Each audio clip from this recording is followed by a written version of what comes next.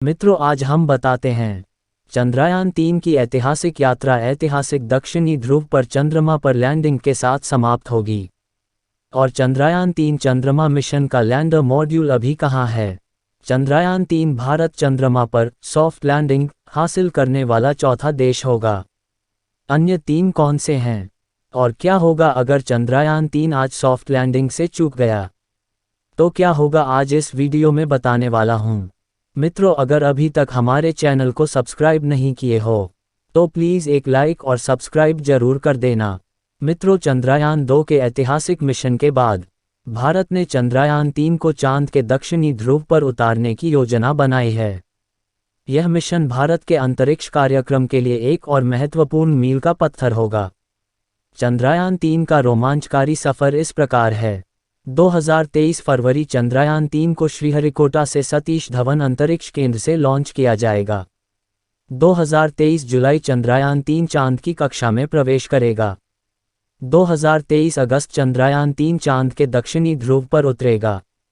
2023 सितंबर चंद्रयान-3 अपने वैज्ञानिक उपकरणों का उपयोग करके चांद के दक्षिणी ध्रुव का अध्ययन शुरू करेगा। 2023 दिसंबर चंद्रयान-3 का मिशन समाप्त हो जाएगा। चंद्रयान-3 के इस ऐतिहासिक मिशन के लिए भारत की पूरी जनता शुभकामनाएं देती है। चंद्रयान-3 भारत का चंद्र मिशन है।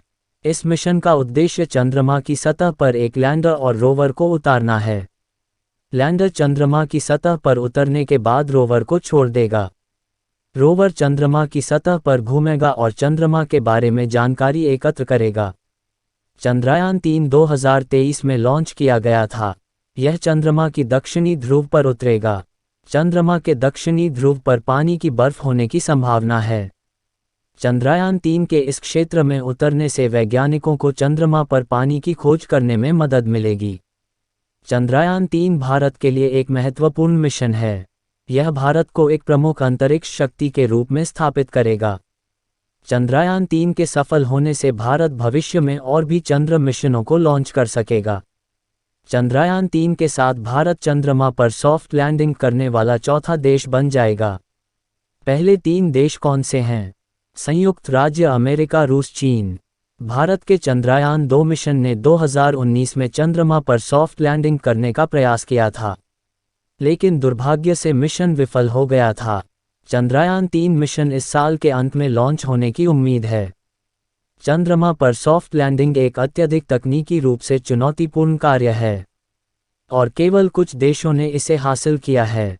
भारत के चंद्रयान-3 मिशन के सफल होने से भारत को अंतरिक्ष क्षेत्र में एक और महत्वपूर्ण उपलब्धि हासिल करने के लिए एक कदम और करीब लाएगा। अब बताते हैं क्या होगा अगर चंद्रयान-3 आज सॉफ्ट लैंडिंग से चूक गया। तो बता दें मित्रों, चंद्रयान-3 का आज सॉफ्ट लैंडिंग मिस हो जाता है तो क्या होगा।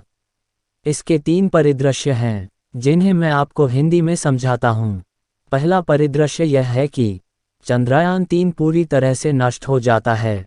अगर ऐसा होता है तो भारत को चंद्रमा पर एक और मिशन शुरू करने में कई साल लग सकते हैं। दूसरा परिदृश्य यह है कि चंद्रयान-3 आंशिक रूप से नष्ट हो जाता है, लेकिन कुछ उपकरण काम करना जारी रखते हैं। अगर ऐसा होता है तो भारतीय अंतरिक्ष अनुसंधान संगठन इसरो चंद्रमा पर कुछ वैज्ञानिक प्रयोग करने में सक्षम हो सकता है। तीसरा और सबसे खराब परिदृश्य यह है कि चंद्रयान-3 पूरी तरह से काम नहीं करता है। अगर ऐसा होता है तो भारत को चंद्रमा पर एक और मिशन शुरू करने में बहुत मुश्किल होगी। चंद्रयान-3 का सॉफ्ट लैंडिंग मिस हो जाना एक बड़ा झटका होगा, लेकिन यह भारत की चंद्र अभियानों की समाप्ति नहीं होगी। इसरो एक और मिशन शुरू करने के लिए कड़ी मेहनत करेगा और भारत को चंद्रमा पर एक सफल मिशन के लिए एक दिन देखना होगा।